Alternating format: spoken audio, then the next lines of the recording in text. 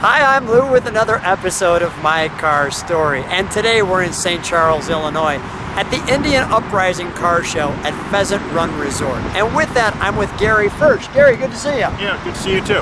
And because of the movie 40 years ago, what movie was that? Smokey and the Bandit. They have a little special treat for the people here, so I'm going to grab this camera. Gary, we got a little wind going here today, but first of all, let me show the jacket, the Bandit, the hat, and the car. Where did you find the car? I found this car at a local GM dealership back in 1993 and was sitting on their used car lot.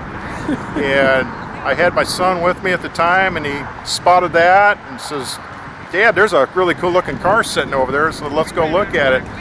I looked over there and I found myself looking at a really nice low mile, 26,000 mile car. And I got thinking about it. Well, my truck is worth about $12,000. I think I could trade my truck in and buy this car. So the asking price on the car was $59.95. My truck was worth $12,000. So rare enough as it is, the dealership wrote me out a check for the difference on there. So they ended up giving me money, and I took the car away from them. So it really turned out good. Stand right alongside me for a minute. Stand right alongside me. So with that being said, what motivated you to get a Smokey and the Bandit Trans Am? I'd have to say seeing the movie for the first time was the thing that really enticed me to get a black and gold special edition Trans Am. They're iconic, they're cool, and I mean to tell you, they've got a really strong following out there. So I kind of fell in love with the car, and it took several years later on in my life, and I finally ended up finding something that I really wanted to get my hands on, so I ended up buying it. But what's the reaction when you're driving this? It takes you back to the 80s, 70s, you know, late. It's fun, it's cool. You go to car shows and people are just all over it. The kids love to stand up next to it and get pictures, and the adults love it too. I see a lot of nice looking ladies stopping by and posing in front of it too. It's an instant friend maker. Yeah, absolutely. It's a conversation starter, you know, from the word go. Sometimes it's hard. Keep looking at it. Keep talking about it. Sometimes it's hard to even just go to your local gas station and get gas and things like that too, because everybody's wanting to stop and look at it and talk about it and find out more. Just kind of like I'm telling you right now, just how I ended up getting the car and stuff.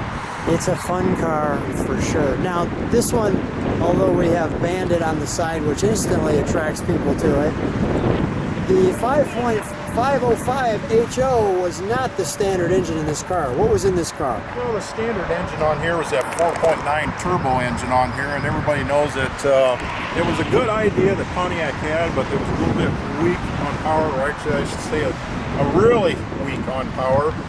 And I just got to the point that it just didn't have enough get up and go for me, so I pulled that motor out and donated that thing to the Pontiac Museum several years later, which it's still on display now. And I contacted Butler Performance down in Tennessee and talked to David Butler, and he said, you know what, if you want to put a really nice motor in your car right now, he said, it's better off. We've got new blocks, new cranks.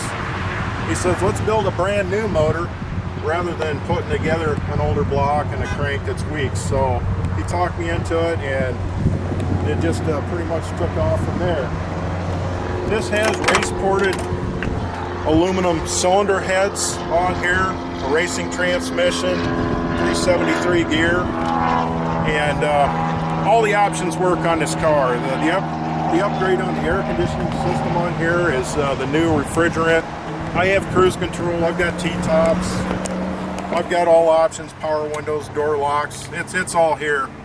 And the nice thing about this car, it's really reliable, and you can go on this thing on a long trip and not have to worry about it. So it's a real time capsule in itself. It's the whole package. Absolutely, the whole package. Is that the original CD player? Yep. Well, it's actually not a CD player. Or, excuse it's a cassette. Thank you, cassette player. Yep. I had to go back another couple of years from CDs. And of course, we have a CB radio in here. I have two antennas, so I do have one that does plug into it, and it does work. Let me show some more of the details. The T-tops are nice, aren't they? Those are wonderful. And that's how they open right there. Let's show under the hood for just a moment. Now we should talk about this too, because it's not only.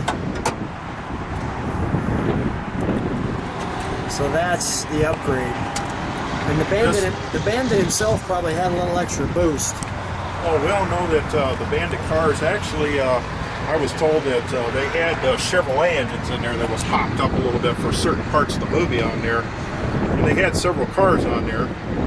This one here would truly make the Bandit very happy to have 602 horsepower under the hood with the Butler Performance motor on here.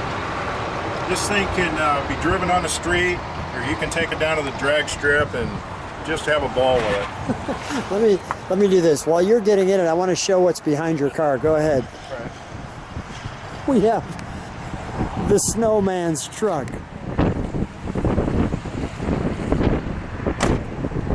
From Smokey and the Bandits. Let's fire her up.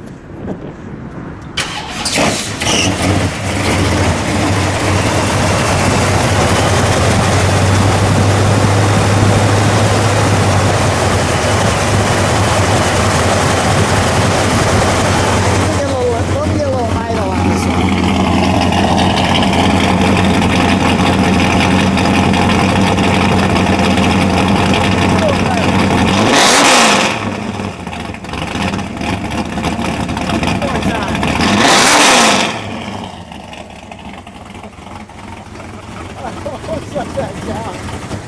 Holy cow.